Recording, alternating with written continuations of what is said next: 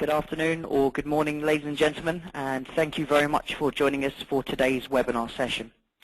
Today's webinar is brought to you by the Business Review, and we will be doing the presentation with Acurian.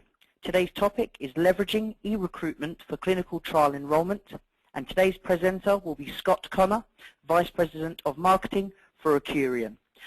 Before we begin today's session, I just want to run through a couple of the functions that are available to you, just to make sure that we have this process as interactive as possible for everybody.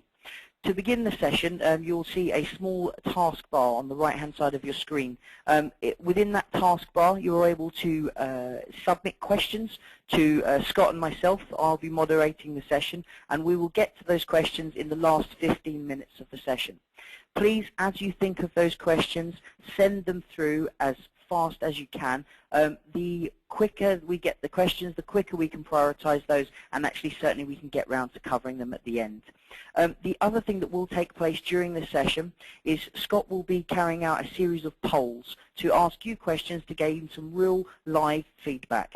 Please take just a moment each time we do set up a poll just to respond to that poll, and we will share the.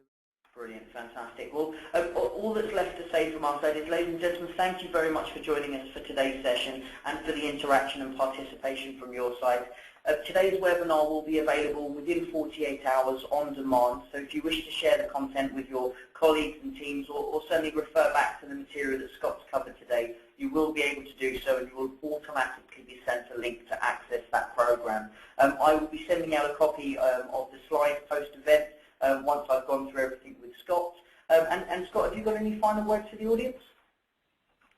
Nothing other than to say thank you so much once again. I apologize that I didn't clip through the content as fast as I had hoped, but I really appreciate the input on the polls and the Q&A, and look forward to following up directly. And if you have any questions, please feel free to contact me, and we'll be happy to help you.